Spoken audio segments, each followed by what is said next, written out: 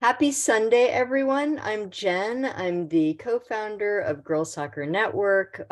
Welcome to our very first speaker series. Super excited to launch this. This is going to be something that we're going to be doing regularly. We're launching we're going to be doing our third season of Soccerista United, which is our mentorship program, and we're going to be including a couple of more of these amazing, people to come and talk to our community during our sessions in June and July. And I want to take just a second to manning the Zoom to introduce Sam Carey, who's my co-partner in Soccerista United and has a University of Iowa, captain of the University of Iowa's women's soccer team, and someone who's really helped establish the speaker series. And just want to give her a shout out. And then obviously here we are with Erica Suter, who's a strength and conditioning coach, and really focuses on youth and women and soccer players. So is just the perfect person to really talk to the girls and to parents and give them guided advice on, how they can better their performance and, help their bodies and minds last through this sport, which is, competitive and is tough on the body. So I'm going to give it over to Erica. Awesome. Well, thank you, Jen and Samantha. I'm really excited to be the first speaker of this series, and I'm sure you have such an amazing lineup. So I'm super grateful to kick things off. Now, I just want to get to know who's on the call. So just real quick, if you can just write in the chat where you're tuning in from and your club team and age group. I'm just really curious who we have. And then I will get into my presentation. And I'm actually going to start sharing my screen here. Oh, wait, whoops. There we go.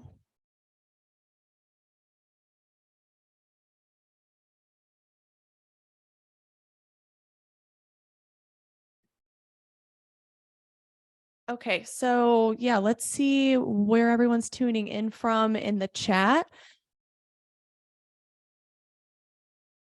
All right, we got a few.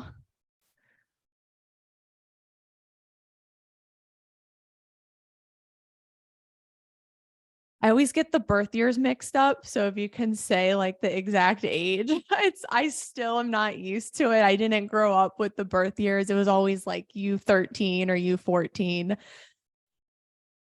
Awesome. Okay. That makes me feel a little bit better. Okay. So we got some U14s, some 12s and 10s. Super. Yeah. I figured we'd have a mix of middle and high schoolers here. So perfect. Okay. A 15. Wow. We got a lot of New York in the house. I love this. Any West Coast people? Anyone in Florida? That's where I'm at. Michigan, super, love it. Okay, well, I will get going and I'll probably talk for about 20 to 25 minutes. And then if you guys have any questions along the way, just feel free to type in the chat and then I will do a Q&A at the end. So today is going to be a crash course on performance training and how we can actually empower female athletes through performance training. So just a background on how I got into performance coaching. I started doing performance as young as middle school.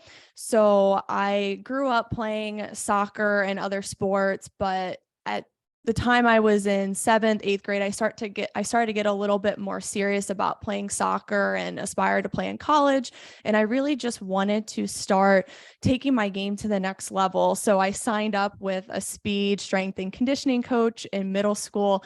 And since then, I just fell in love with working out in the gym and just really pushing my body and seeing what it was capable of. And Seriously? How hot is this thing? I'm starving. Can you guys go on mute, please? Thank you. So I signed up for performance training not because I was afraid of getting injured. I actually didn't know what an ACL tear was until I was in college, and people started to talk about it more with female athletes.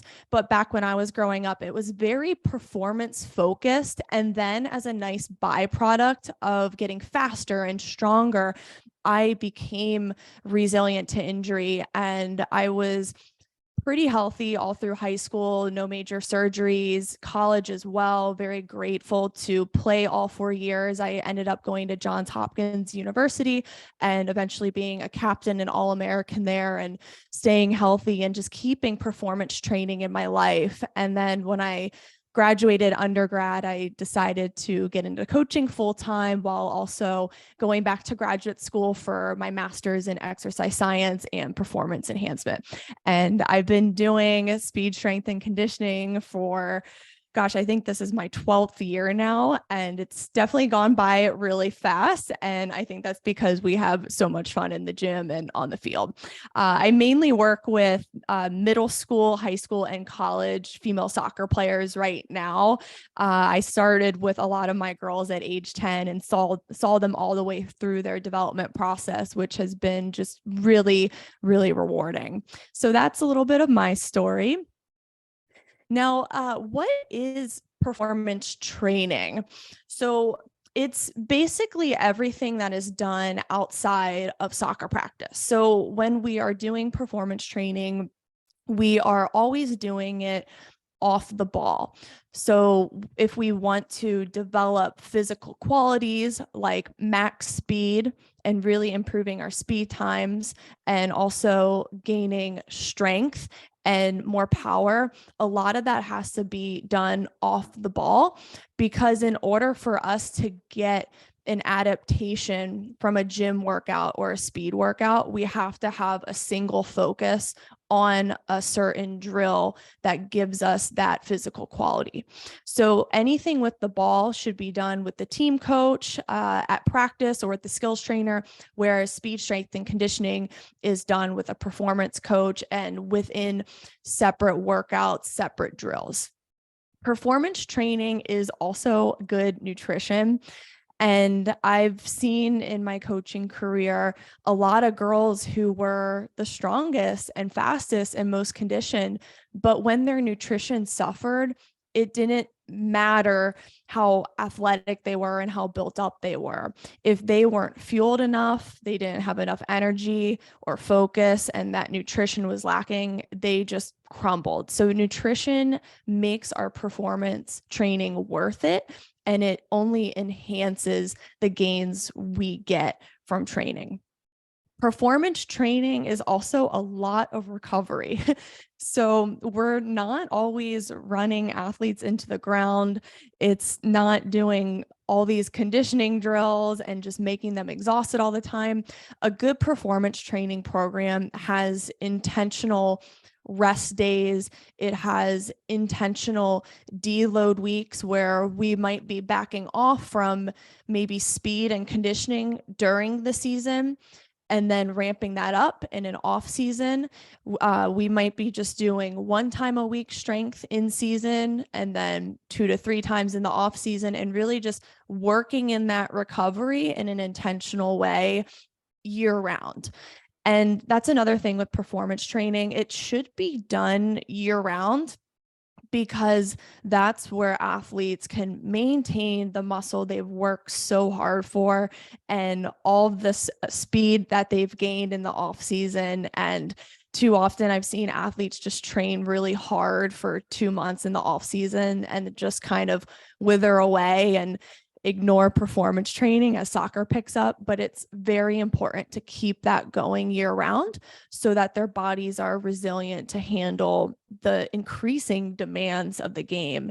And girls soccer, women's soccer is only getting more fast-paced. Athletes are so much more strong and robust. So it's really important to continue to train and to be able to handle it, but also to have that edge and to stay healthy.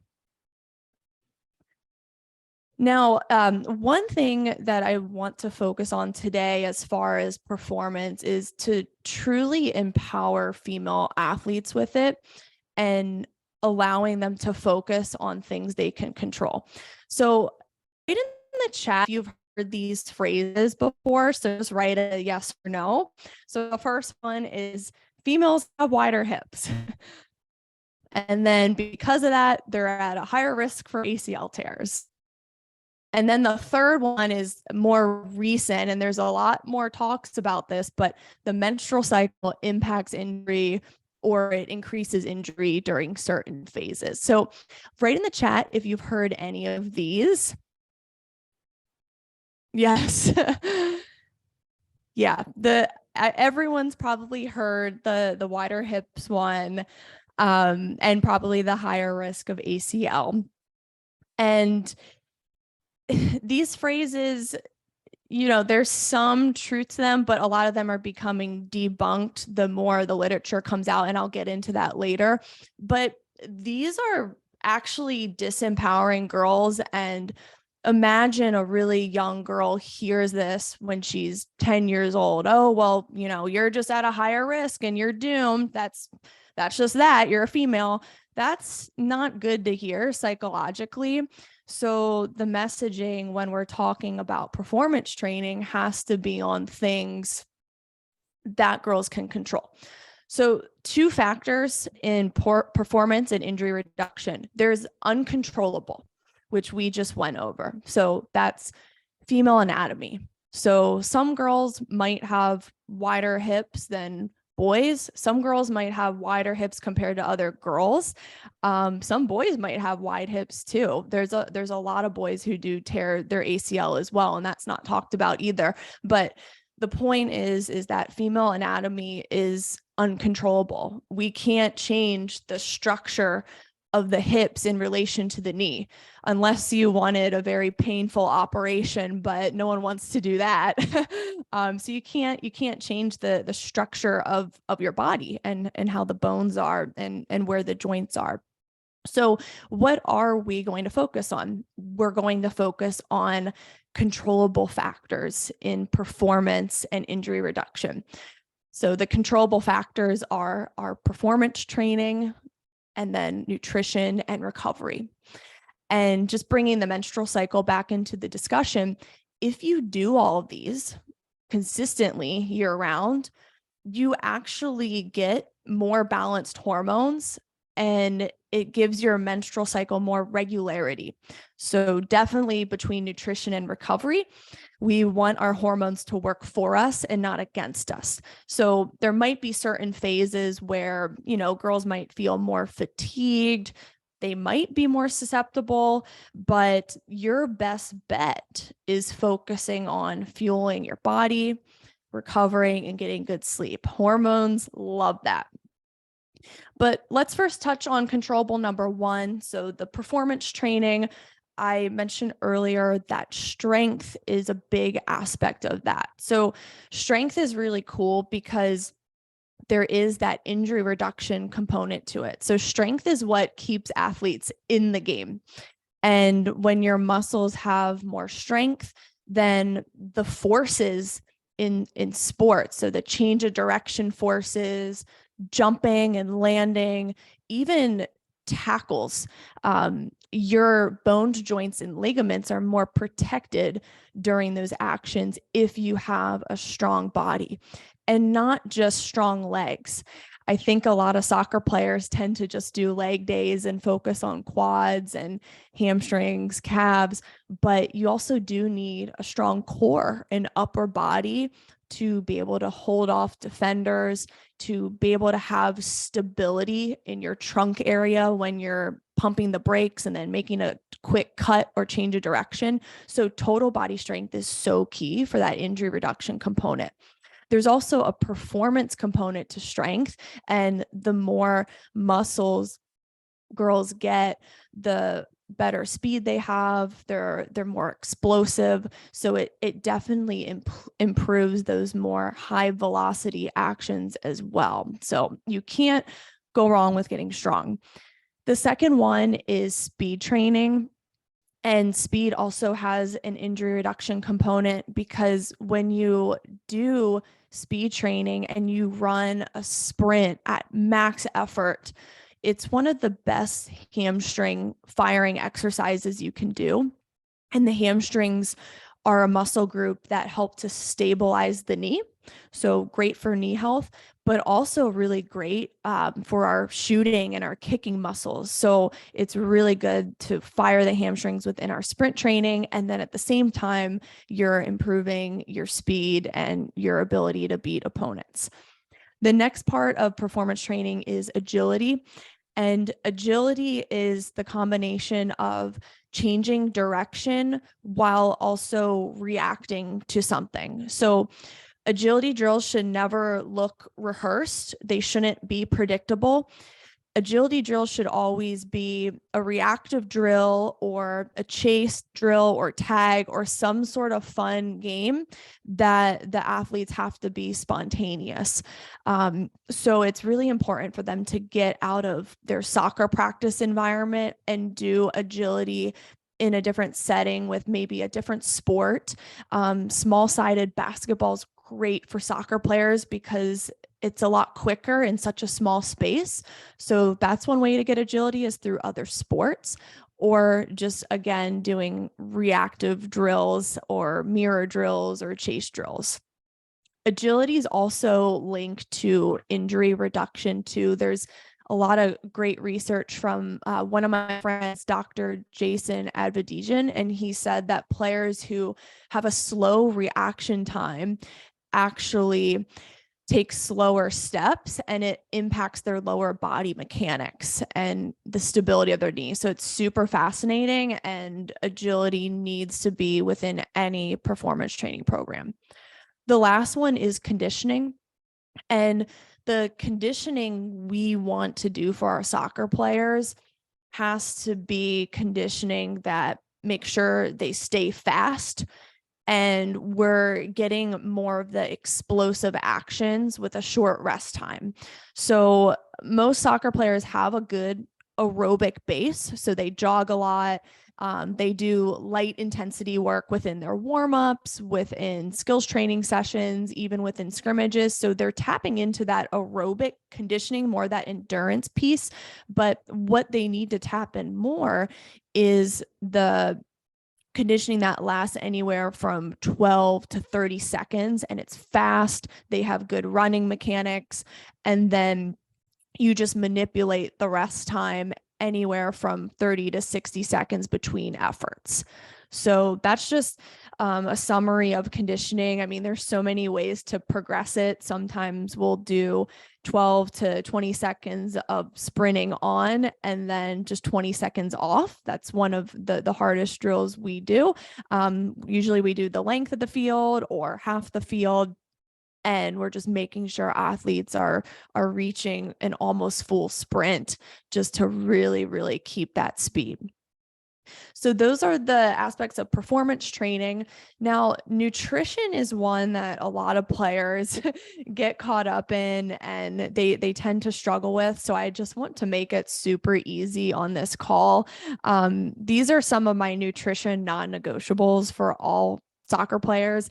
And the first is make sure you're eating the macros and shopping for them. So the macros are protein, carbs, and then fats. So our protein is good for our muscle building as well as recovery. And then our carbs are our main source of fuel and energy. And then our fats, protect our organs. They're also good for our brain because our brain is made up of mainly fat. I think it's like 70 to 80% fat. So super fascinating. You definitely need to get some fats in your diet.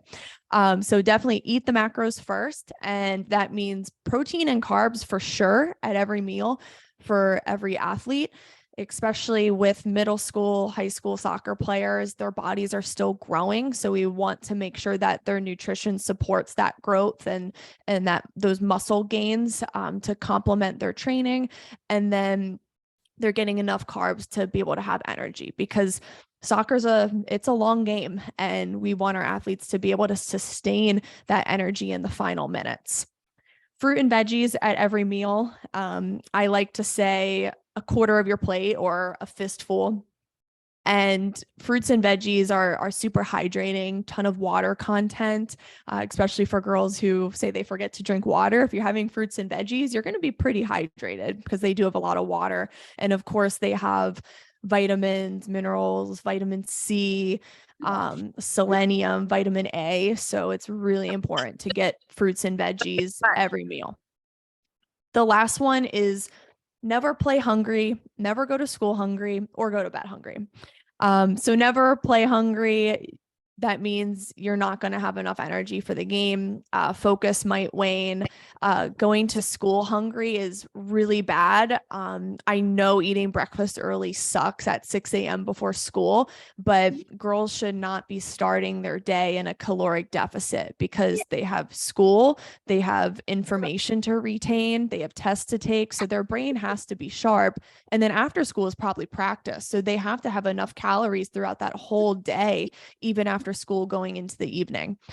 And then going to bed hungry is not great either, because when we go to bed hungry, that means we haven't started the recovery process. So getting a meal right after that late night practice is ideal, getting protein and carbs and making sure that the muscles are building up during sleep, because that's when recovery happens. Can you guys mute please? Can you go on mute? I think it's Michael. Okay, I think they're on mute. All right. Now the controllable number 3 is recovery, and I just touched on this. So nutrition is actually one of the biggest parts of recovery. So after we work out or play a game, our muscles are already starting to break down. So they're in a catabolic state. And in order for us to start to build the muscles back up and begin that repair process, so we're not sore and fatigued the next day, we have to get in proper nutrition as recovery. And again, that's going to be mainly our proteins and our carbs. Sleep is also a big part of recovery, because during sleep, we release what is called growth hormone, and growth hormone allows our muscles to repair and also rebuild. Can you guys please go on mute? Michael Crowley.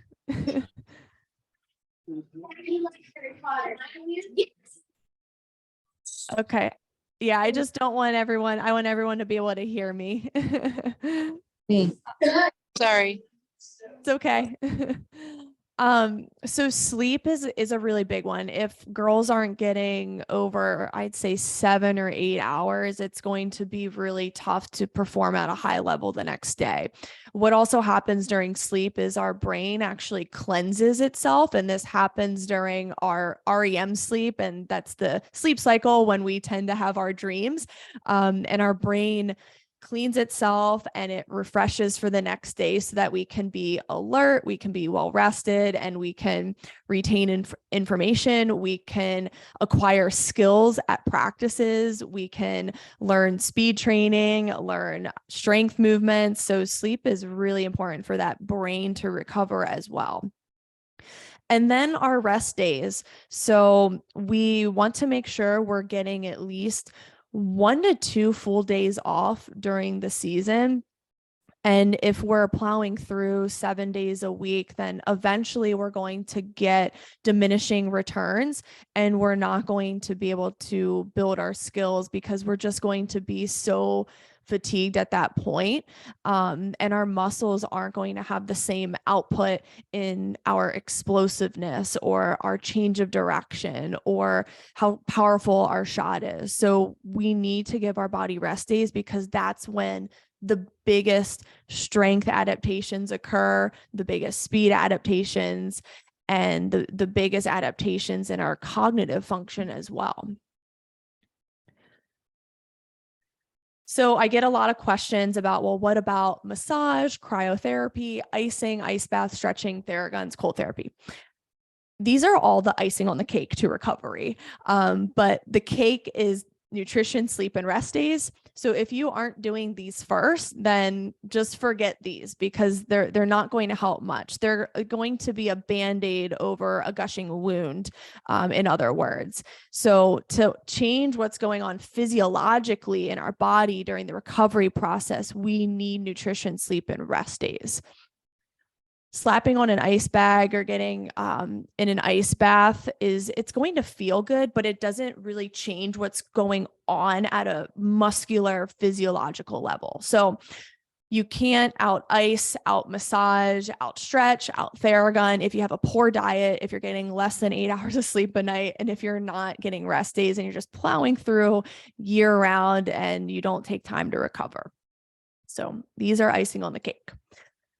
All right, the last thing I'm going to touch on, what about the menstrual cycle? So this is a recent topic that, girls have certain phases in their cycle where they might have decreased performance or higher ACL risk, but scratch all that, because the research is way too inconclusive for us to even make a universal statement for every single girl.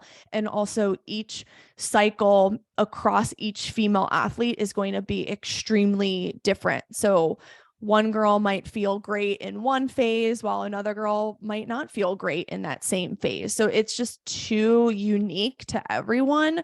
So we can't really make a conclusion on, okay, well, it's the menstrual phase that causes ACL. So what we are left with is we have to just do the basics that we should be doing anyway.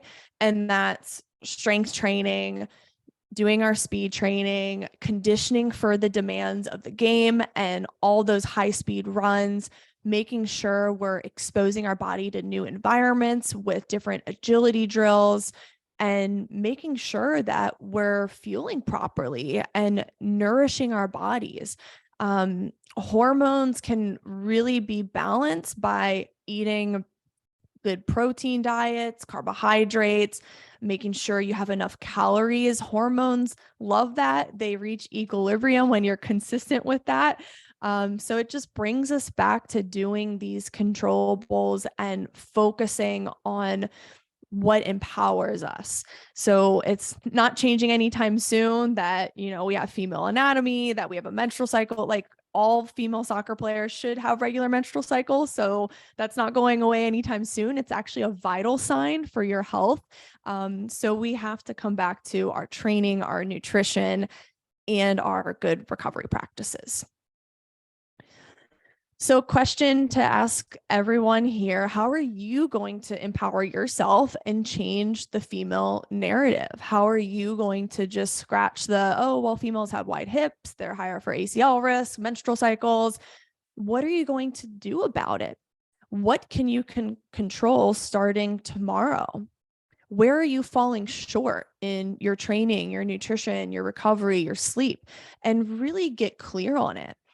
It's going to take discipline, but you'll find that it's going to leave you empowered. It's going to improve your performance, and it's going to keep you healthier for just sport and also life. When you have healthy hormones, you also have a healthy immune system. You have a healthy nervous system, and it's a win-win. So how are you going to empower yourself? So thank you. I think I tried to keep it 20 to 30 minutes, I guess. But if you want to follow up or learn more or see the science and see the literature on the menstrual cycle and performance training adaptations, I wrote the book, The Strong Female Athlete. So it's just a guidebook for all female athletes on these pieces of performance training, just more of a deeper dive. There's also some sample workout programs and game day menus in there and other nutritional information.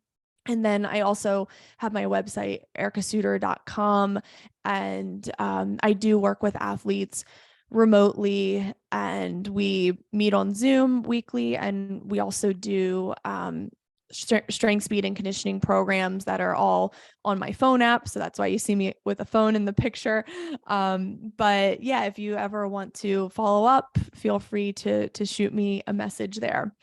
And I'll do a Q&A now. If you guys had questions in the chat, I'll stop my share.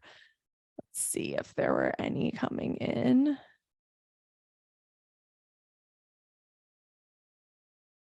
Okay, no questions as I was going through, but I definitely want to take a few.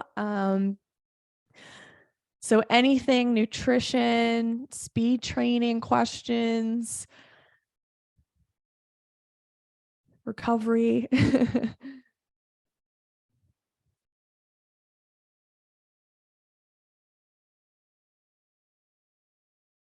Oh, okay. So Samantha, I'm so glad you asked this one. One thing I hear a lot as a college athlete is I don't want to get bulky by lifting. What are your thoughts? Yeah, so I think bulky has so many different definitions. Depending on your body type, I mean, some girls might put on more muscle in the legs or the triceps or the shoulders, and it's just going to look different for everyone.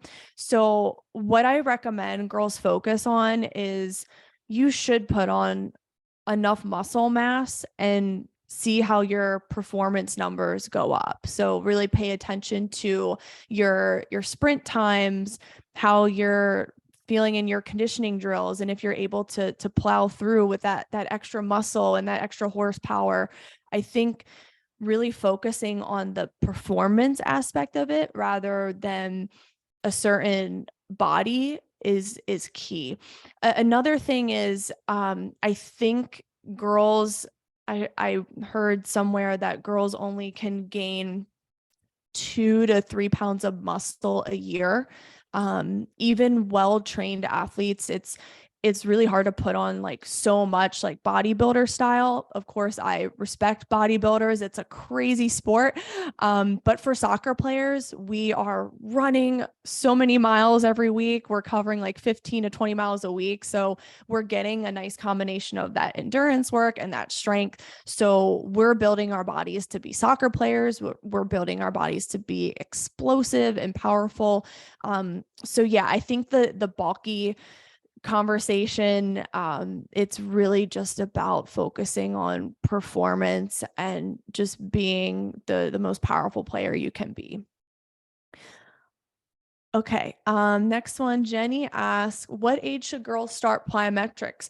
As young as possible. So what I mean by that is there's different stages of athletic development. So usually ages 6 to 12, they get plyometrics from, jumping off trees or jumping on park benches or leaping across the pond. And usually for the young ones, that's what I recommend is they get plyometrics through that free play, that exploration, so that they're exposed to a variety of movement and they're building their muscle groups. Jump rope is another big one. They can get plyometrics, but a more formal plyometric training program is usually in middle school. So typically I see ages 12 and up when we start to work on more of that motor control, how to land properly and decelerate, because during age 12 is when girls start to go through their growth spurt. So that's when coordination might get a little bit funky, and they do need to really learn how to control their momentum and have more of a formal performance program. They're also more emotionally ready by that age, whereas the young ones, ages 6 to 12, they don't really want to coach like over coaching them or over cueing. So I would wait to do that till middle school. Do you have any suggestions for snacks and food in between games? We struggle with picking something healthy during tournaments when we have just a couple hours in between games.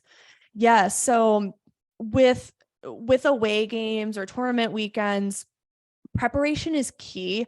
And I always come back to just make sure you get enough carbs in between games. So carbs, I mean, there's so many snacks we can choose from, crackers, granola bars, rice cakes, anything that's a simple carbohydrate, nothing like too like heavy or like has a lot of like fat in it. Save that for after the game.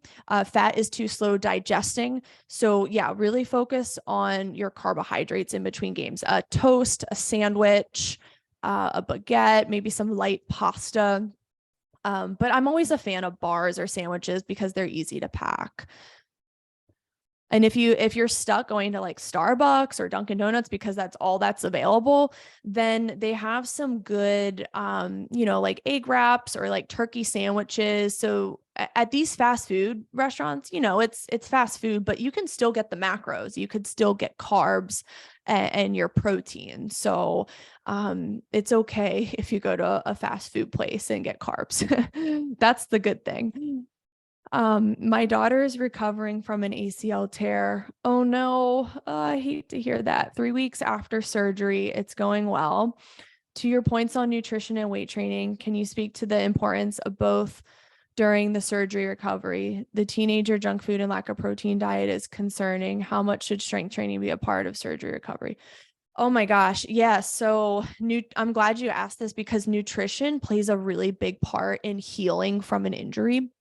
So the key during ACL recovery is, yes, making sure enough protein to complement the strength training and the rehab she's doing. So ACL rehab should be tough, right? Like you should be working with a physical therapist who is having her do strength training, eventually loading with weights or bands.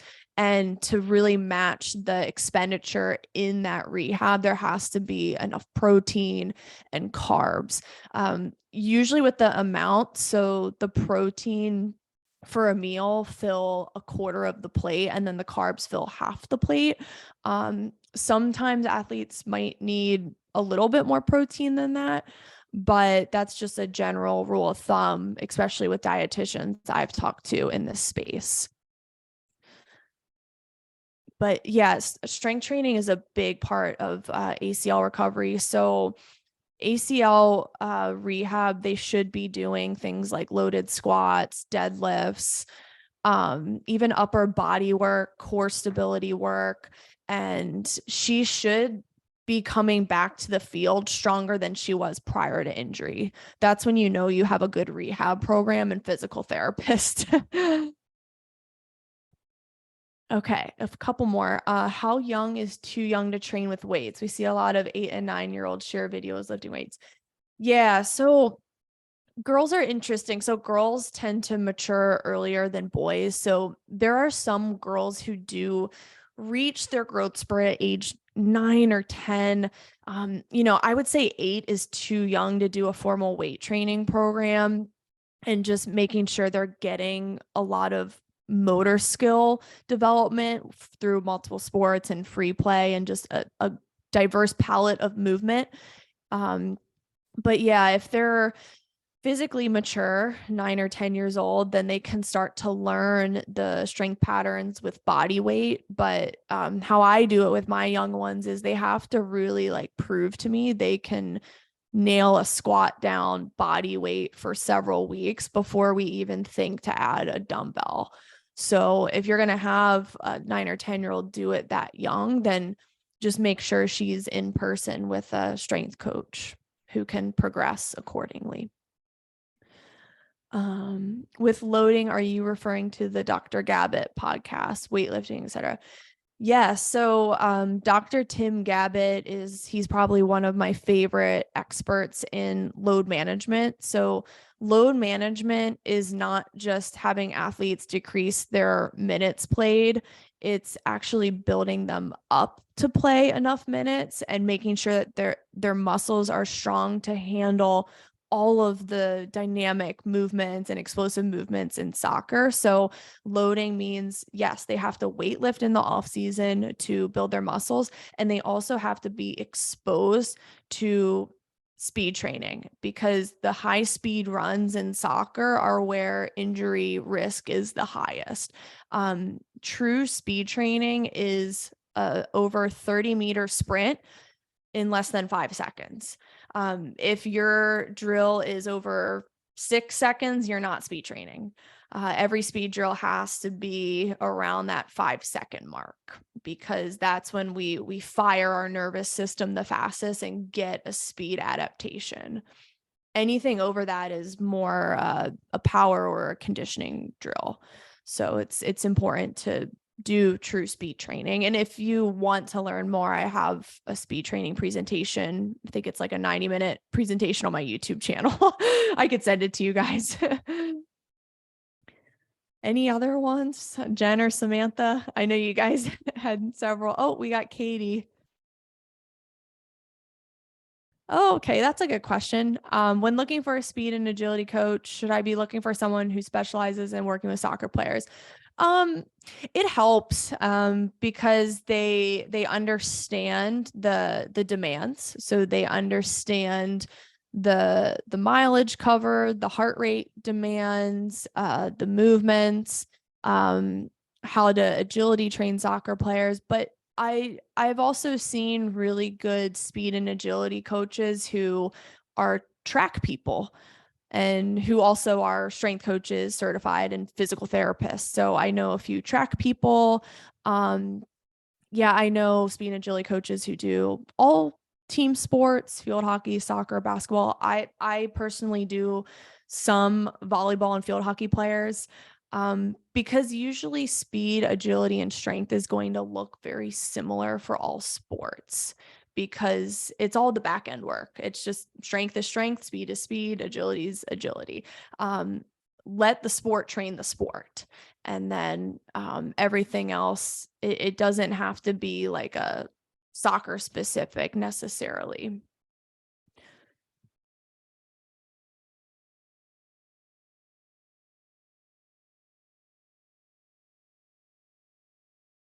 How much of what you do is psychological with the girls? I love what you said about focusing on what you can control. Yeah, it's a big piece to it. And I'm a really big believer in when you train your body to be strong and you see what you're capable of in the gym and you challenge yourself in speed and conditioning runs, I believe that manifests into a stronger mindset and more confidence. So the two go hand in hand, but the messaging with my girls is like, I don't really talk about like injury prevention because it's just a part of the program. We're focusing on performance, and then injury prevention is kind of like in the background, like doing its thing. So yeah, we just really focus on what we can control and just becoming better athletes and just really overcoming feats of strength in the gym. And also just really, I do a lot of group training. So a lot of the girls are in a really competitive environment. They get really intense during our speed days and try to beat each other's time. So I think having like a good competitive environment where everyone motivates each other is really good too. And you're surrounded by other girls with the same mission. Well, if anyone else doesn't have questions, please, if you have them coming, we'd love to keep them going, putting them in the chat. I can just say, Erica, thank you so much for being here. I will say, being a college athlete myself in my 5th year of college athletics, so much of what you said is what I learned when I went to college. So all these girls on this call learning this when they're in middle school and high school, like this is something I wish I would have had. So thank you so much for being on here. I know I even learned so much. If you guys have any more questions for Erica, like she said, you can find her book, you can find her website. If you need help connecting, don't hesitate to reach out to us at Girls Soccer Network. We are happy to help in any way possible. And once again, just thank you so much, everyone, for your time. Thank you. This was great. Yeah, I love your community, and I think this is super. And I, like you said, I wish I had this when I was young. Just, more of a community of other female soccer players. So this is super. Thank you so much, Erica. It was great to listen to you, and just you really shined a light on so many aspects of performance. So thank you. Thank you. Yeah, my pleasure. Bye, everyone. Happy Sunday. Good to Bye. Thank you, Thanks for coming. guys. Thanks for coming. Yeah. Bye. Bye-bye.